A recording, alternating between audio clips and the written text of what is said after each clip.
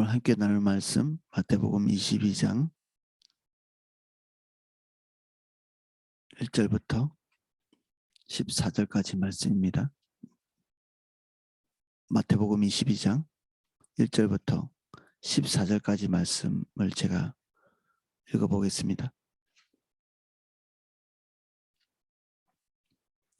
예수께서 다시 비유로 대답하여 이르시되 천국은 마치 자기 아들을 위하여 혼인잔치를 베푼 어떤 임금과 같으니 그 종들을 보내어 그 청한 사람들을 혼인잔치에 오라 하였더니 오기를 싫어하거늘 다시 다른 종들을 보내며 이르되 청한 사람들에게 이르기를 내가 오찬을 준비하되 나의 소와 살찐 짐승을 잡고 모든 것을 갖추었으니 혼인잔치에 오소서 하라 하였더니 그들이 돌아보지도 않고 한 사람은 자기 밭으로 한 사람은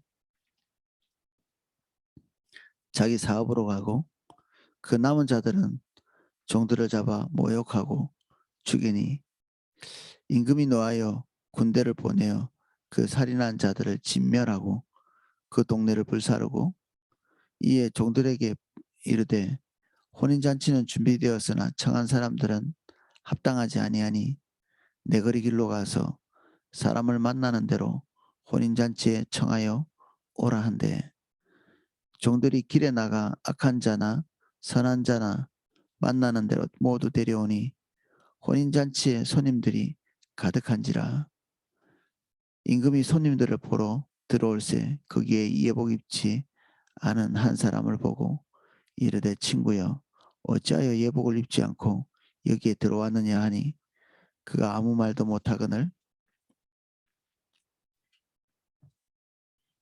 임금이 사원들에게 말하되 그 손발을 묶고 바깥 어두운 데 내던지라 거기 슬피 울며 이를 갈게 되리라 하니라 청함을 받은 자는 많되 택함을 받은 자는 적으니라. 아멘.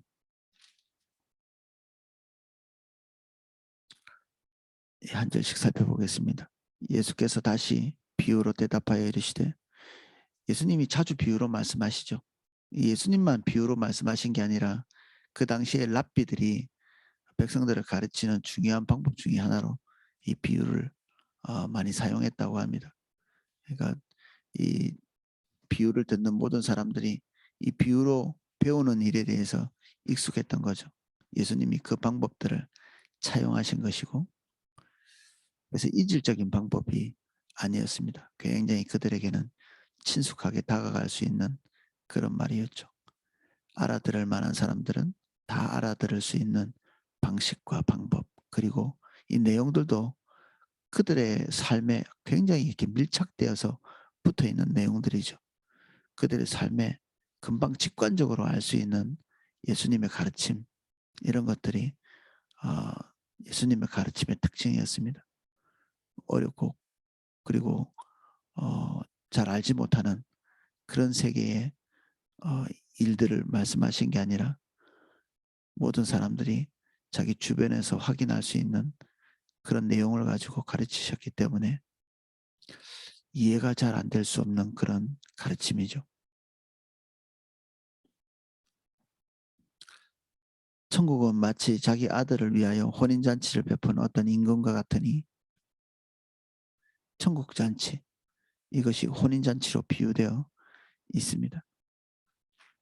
이게 즐거운 잔치인데 이 내용상 볼 때는 즐거운 해피엔딩으로 끝나지는 않습니다. 혼인잔치는 우리가 우리 시대의 그 결혼식과는 많이 차이가 있습니다. 이스라엘은 한 1년 전에 혼인 잔치가 있기 1년 전에 정혼이라는 것을 한다고 합니다. 서로 결혼하기로 약속한 그러면 그 효력은 거의 결혼한 거나 마찬가지의 효력을 발생하는 다른 남자를 만난다든지 할 수 없는 결혼한 관계와 거의 같은 효력을 가지는 근데 이 1년의 기간 동안에 여자는 여자대로 결혼할 준비를 하고 남자는 남자대로 아내를 데려올 수 있는 집을 짓는다든지 그리고 살림을 마련한다든지 하는 이런 일들을 하면서 아내를 데려올 준비를 합니다. 그래서 그 시점이 되면 한 1년 정도의 기간이라고 하는데 그 시점이 차면 이 신랑의 아버지가 모든 것을 판단해서 이제 "신부를 데려오라." 하면 그때 신부를 데려오는 뭐 이런 식의 결혼식이 이스라엘의 결혼식이었습니다. 이것과 되게 비슷하게 어 하나님 나라의 도래 이런 것들이 어 비유되어 있는 거죠.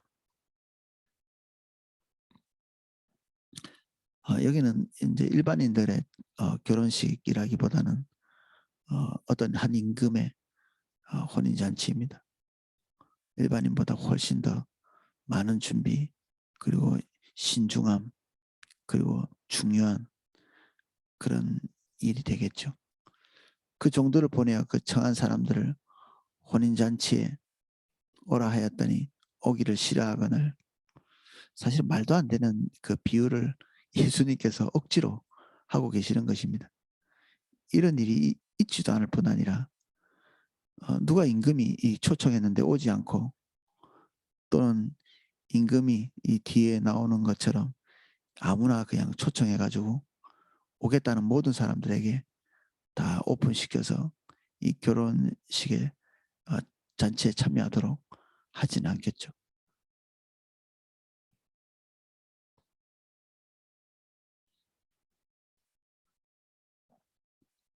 그런데 이 그 좀 억지 같은 이런 비유를 말씀하시는 의도가 아 예수님의 비유 속에 숨어 있습니다.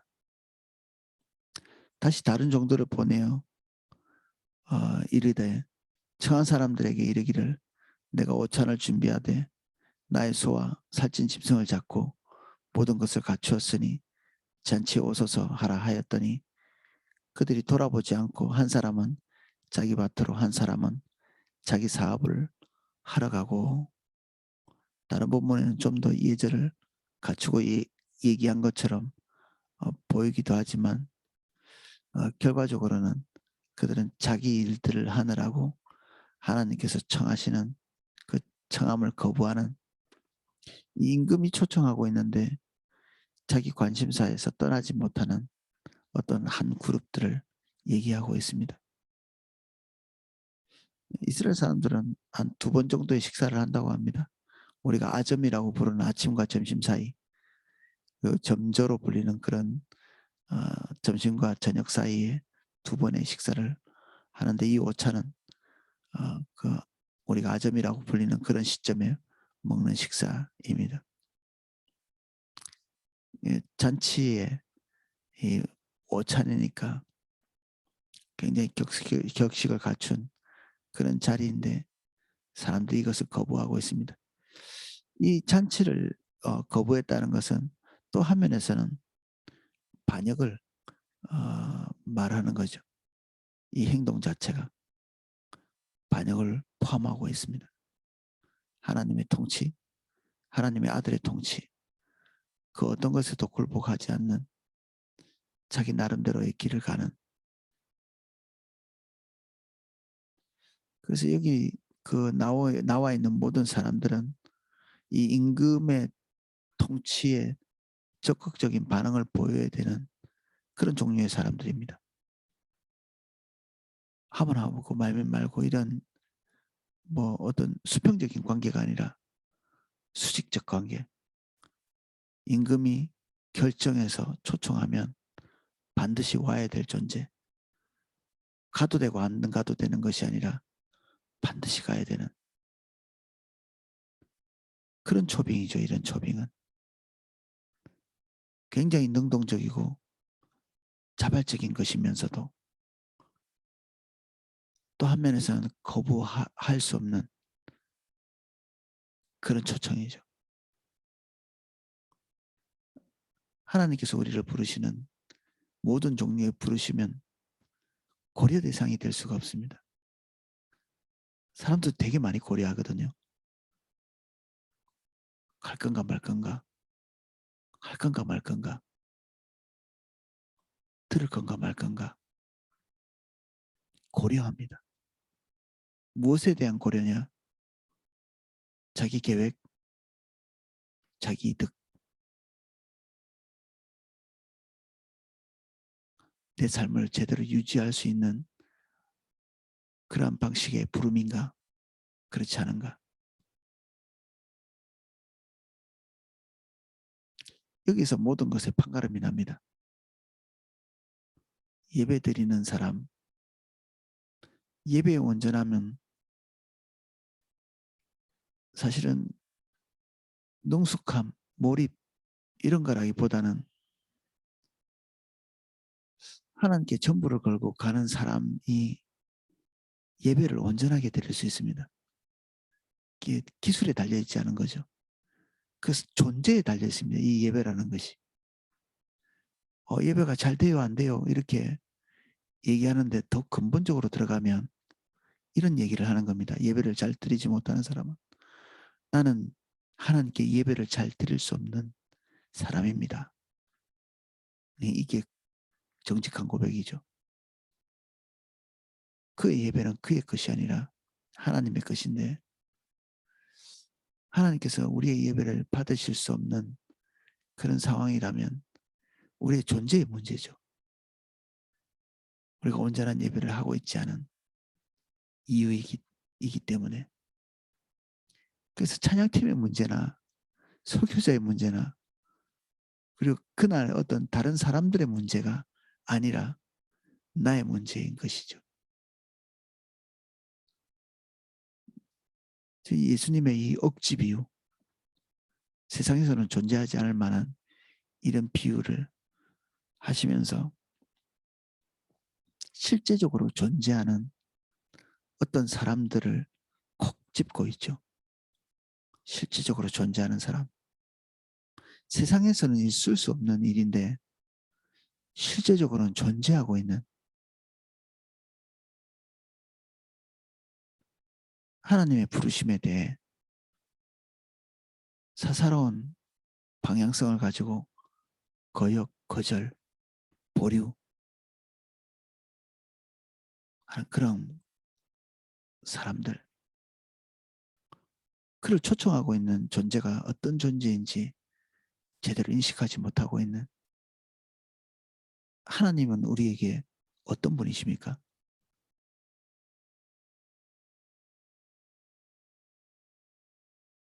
우리가 너무 빨리 대답할 수 있는 쉬운 대답입니다. 하나님은 우리에게 어떤 분이신가? 대답하는데 1초도 걸리지 않을 것입니다.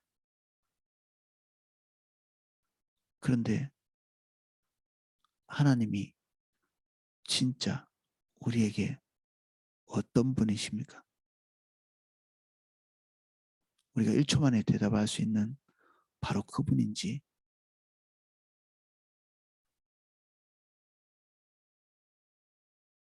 아니면 여기에서 정말 어이없는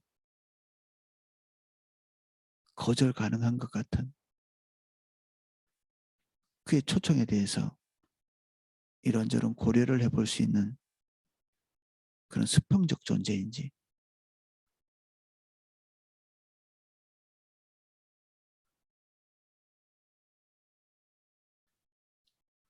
그래서 하나님의 초청은 고려의 대상이 되지 못합니다.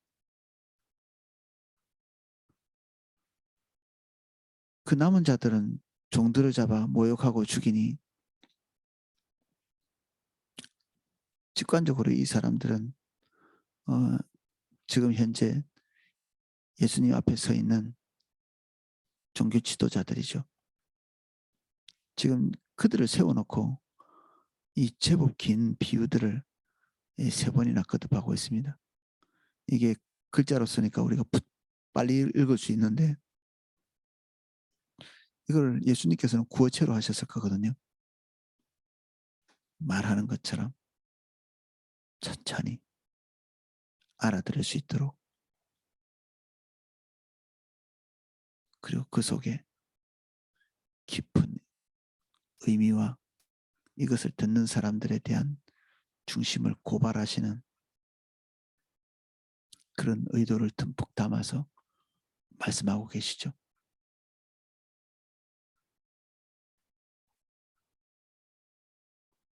이 자리에 없는 사람에 대해서 말씀하고 계시지 않고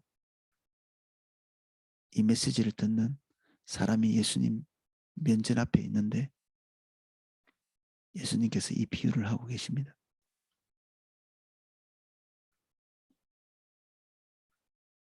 지금 이게 세 번째 비유죠. 첫 번째 비유는 아들의 비유였고 어떤 자는 둘 다 합당하지는 않겠지만 하나님의 초청에 그나마 반응하고 있는 자와 조금도 반응하지 않는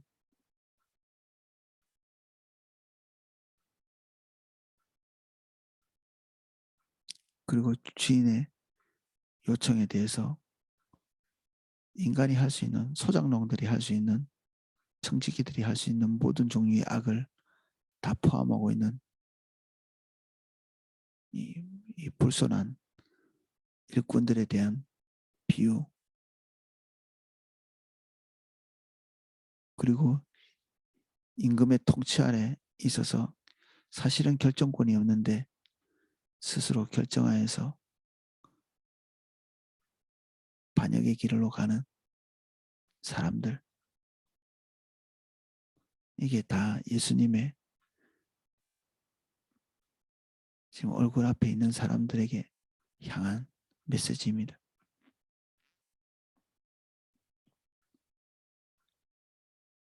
그 남은 자들을 종들을 잡아 모욕하고 죽였다. 장차 예수님을 죽이기 위해서 모의하는 그 사람들에 대한 비유 1차적으로는 그렇습니다. 그리고 구약 성경을 통째로 우리가 다 확장해서 이해하자면 하나님의 초청을 거절하는 이스라엘 그리고 여기서 종들은 그 선지자들이 되겠죠.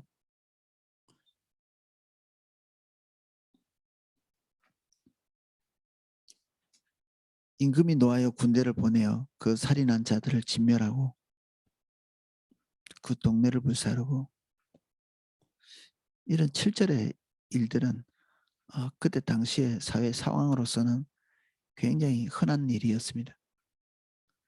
로마의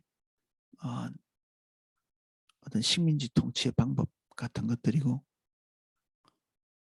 그리고 적당한 시점에 세를 바치지 않거나 노골적인 거역을 하는 그런 곳에 행할 수 있는 지배국 또는 지배계층의 행동이죠. 뭐 이상하거나 뭐 그렇게 받아들이지 않고 당연하지 이렇게 받아들였을 것입니다. 이것을 듣는 모든 사람들.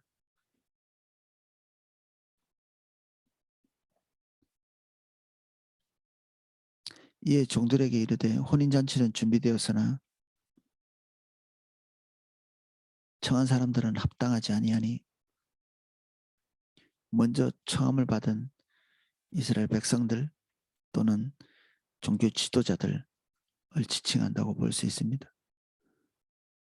그들이 지금 예수님 앞에 서 있잖아요.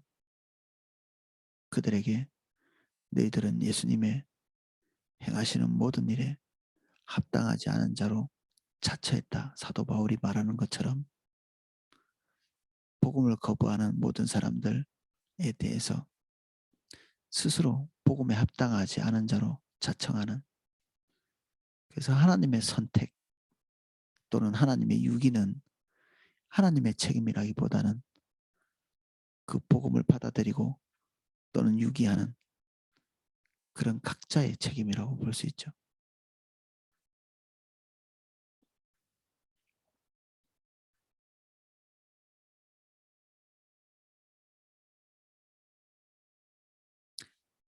임금이 또 다른 조치를 취합니다. 내거리 길에 가서 사람을 만나는 대로 혼인잔치에 청하여 오라 한데 종들이 길에 나가 악한 자나 선한 자나 만나는 대로 모두 데려오니 혼인잔치에 손님들이 가득한지라. 악한 자나 선한 자는 이 임금 보기에 악한 자 선한 자라기보다는 지금 예수님의 눈앞에 있는 악한 자 선한 자입니다. 이 장녀들이나 이 세리들 이러한 사람들은 악한 자일 것이고 본인들은 선한 자로 이렇게 지칭하겠죠. 그 모든 자들이 혼인잔치의 손님으로 초청받습니다. 임금이 손님들을 보러 들어올새 거기에 예복을 입지 아니한 한 사람을 보고 이르되 친구여 어찌하여 예복을 입지 않고 여기에 들어왔느냐 하니 그가 아무 말도 못하거늘 임금이 사원들에게 말하되 손발을 묶고 바깥 어두운 데 내던지라 거기서 슬피 울며 이를 갈게 되리라 하니라. 이것은 임금의 초청에 적당한 반응을 하지 않은 자들에 대한 그리고 이 임금이 선을 그어놓고 있는 규정, 규칙, 방법 이 룰 안에 머물지 않았기 때문에 그 잔치에서 쫓겨나는 그 사람들이 그 일이 발생했을 때 느끼는 감정 이 극한의 어떤 표현인데 이게 후회입니다. 지금 여기에 13절에 나타나는 제일 주요한 감정은 후회죠. 일을 간다. 이건 지금 뭐 원한이 있다 이런 얘기가 아니고 자기 자신의 행동과 결정에 대한 이를 갈밉니다. 왜 그랬을까? 왜 그랬을까? 이게 만회가 가능한 것이 아니라 만회가 가능하지 않기 때문에 이를 가는 것입니다. 사실 이게 종말적인 가르침이기도 합니다. 그러나 하나님의 파가 하나님의 때가 한번 놓쳐지면 다시 돌아오지 않는 경우가 많습니다. 대체 가능한 것이 없고 그때의 그 순간에 하나님과의 만남은 영원히 종결되죠. 그것을 통해서 우리가 누릴 수 있는 놀라운 축복들은 우리 손에서 상실되게 되어 있습니다.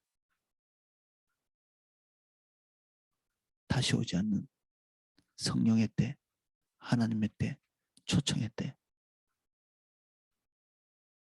그래서 이것이 무엇인지를 알고 나면 사실은 이때가 오기 전에 우리는 순종이 익숙한 사람이 되어야 되는데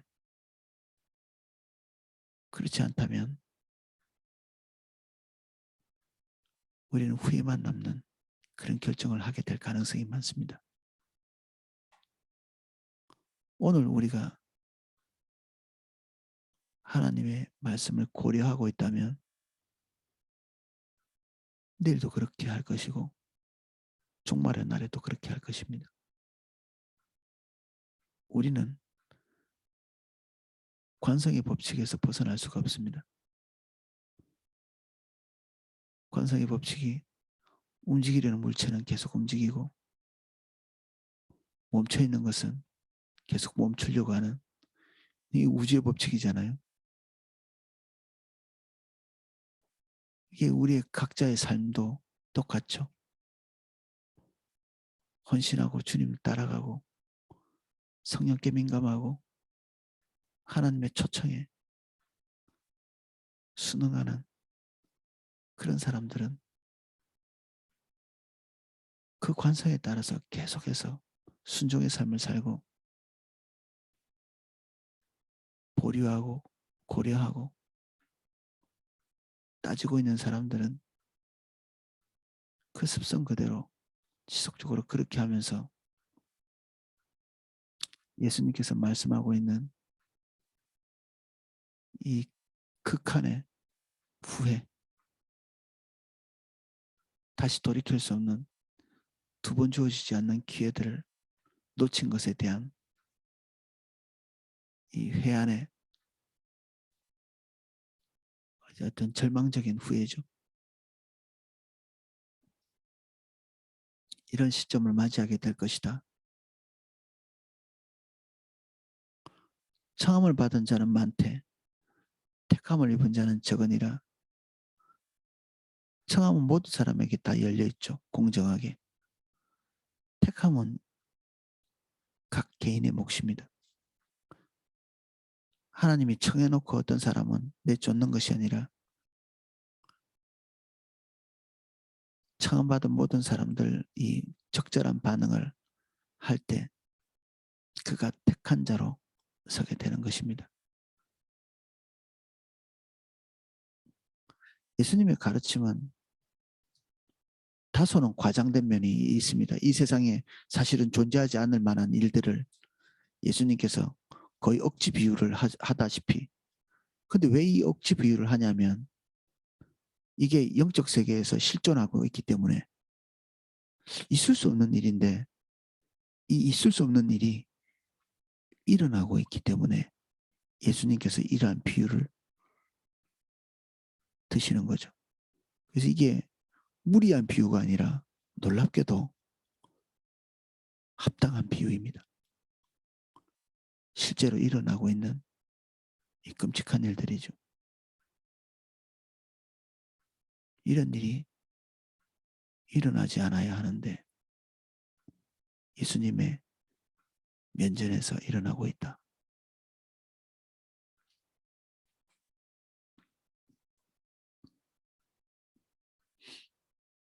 우린 둘 중에 하나도 포함돼서는 안 되겠습니다. 둘 중에 하나. 하나님께서 우리를 초청하시는 그 초청에 대해 반응하지 않고 각자 자기의 아젠다, 자기의 관심사, 자기의 길. 사실 이게 인생의 한 중심에 있는 사람은 하나님의 요청이 중심에 들어설 수 없습니다. 이 근본적으로 원리가 그렇습니다. 가능하지 않은 거죠.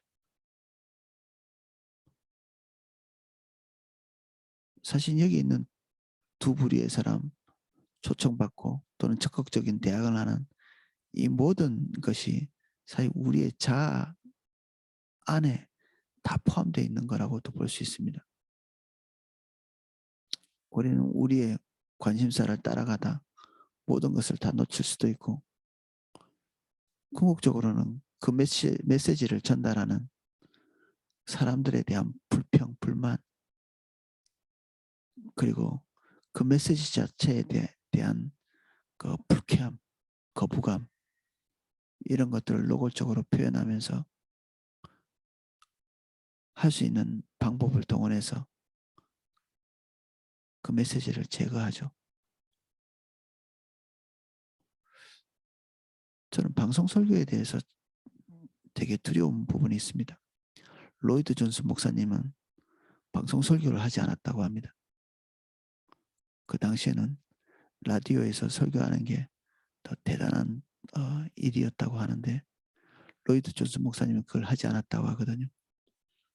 제일 중요한 이유가 그가 설교할 때 하나님과 실제적인 소통을 하면서 설교를 하는데 방송국에서 요구하는 그 틀에 맞춰진 시간 내에 시작했다 그것을 끝내는 이게 가능하지 않다고 판단했기 때문에 안 한 것입니다. 이게 방송 설교가 잘못됐다 이런 얘기보다는 이분이 가지고 있는 생각의 핵심은 우리의 삶을 물질서하게 만드는 하나님의 개입에 대해서 우리가 막을 권한이 없다는 것입니다. 다시 한번 얘기하겠습니다. 우리의 삶을 무질서하게 만드는 하나님의 개입을 우리가 막을 수 있는 사람이 아니라는 것입니다.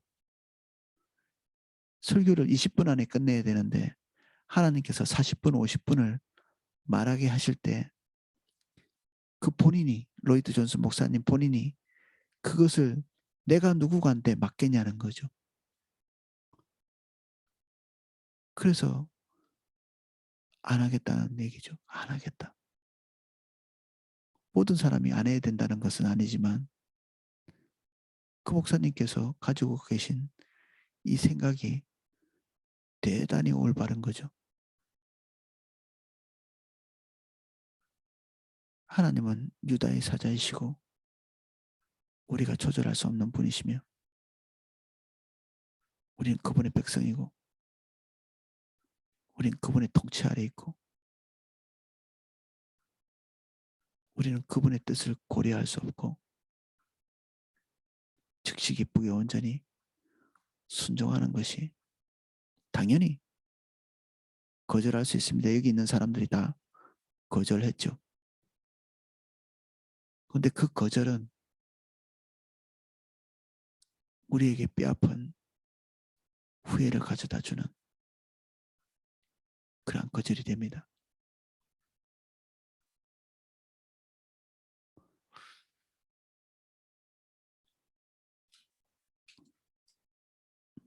예수님께서 이 비유의 마지막으로 말씀하고 있는 청함은 받은 자는 많되 택함을 입은 자는 적다는 말에 하나님 예수님의 감정이 배제된 말씀이냐? 저는 그렇게 보지는 않습니다. 청함은 왜 청하나요? 간절함이 있는 것이죠. 우리가 오지 않을 사람에게 청하나요? 안타까움이 있는 것입니다. 안타까움. 우리 자신이 예수님에게 안타까운 존재가 돼서는 안 됩니다. 우리도 이웃초청잔치 때 저도 지금 이웃초청잔치 때 초청한 사람들이 제법 많이 있거든요. 우리도 많이 해보지만 당일 되면 10명 초청했는데 뭐 한 서너 사람 올 때도 있고요. 어떨 때는 뭐 한두 명 철떡같이 약속해놓고 당일날 마귀가 그냥 가만히 안 있죠. 우리가 부단히 기도해야 됩니다. 한 영혼을 놓고 우리가 전쟁을 벌이고 있는 건데 말 한두 마디 초청 가지고 어림도 없습니다. 우리가 많이 해봤습니다. 실패도 많이 해봤고 하나님께서 지금 뭔가를 하시려고 할 때 마귀도 당연히 움직이고 우리는 마귀보다 더 강한 교회이고 음부의 권세가 이기지 못할 존재들이며 전능하신 하나님의 뜻대로 지금 우리가 하려고 하는 일에 대해서 얼마든지 하나님의 지지를 받을 수 있는 그런 순간이죠. 지금 하나님께 요청해야 합니다.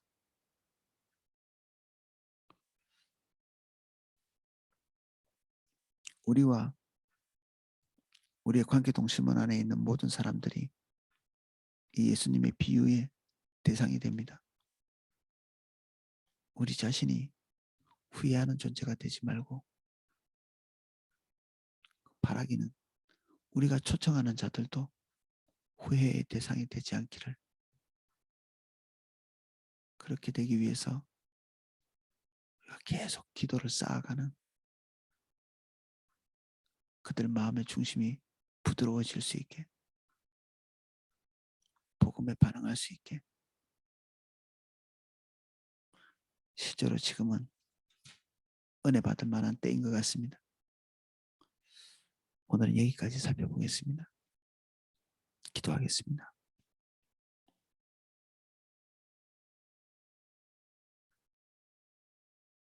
우리는 우리의 생각을 끊임없이 전개하고 우리의 계획을 성취하기 위해 분투 노력합니다. 그러나 그 순간에 하나님의 뜻, 하나님의 명령, 하나님의 임재가 우리의 삶에 찾아옵니다. 우리가 차곡차곡 쌓아왔던 모든 계획들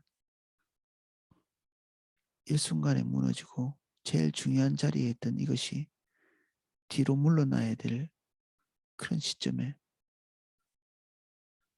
우리의 마음을 완강하게 하지 않도록 도와주십시오. 부드러운 마음 주사 주님께서 오셔서 우리의 삶에 던지는 그 파장들을 받아들이고 그 영적 무질서들을 수용할 수 있게 축복해 주십시오. 우리가 다 양 같아서 각기 제 길로 가는 자들이라 말하고 있지만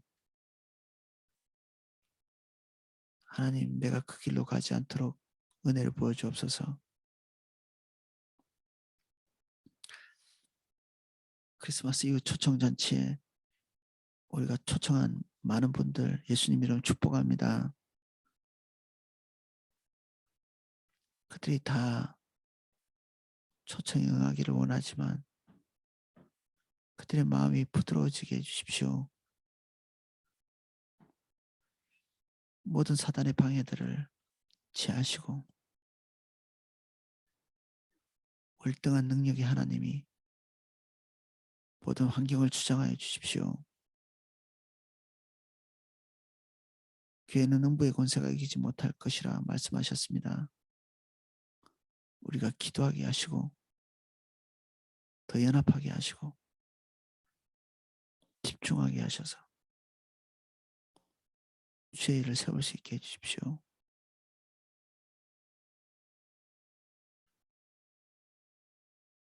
주님 더 기대합니다.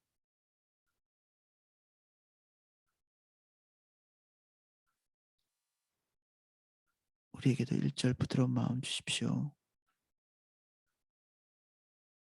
주님께 반응하는 부드러운 마음 주십시오.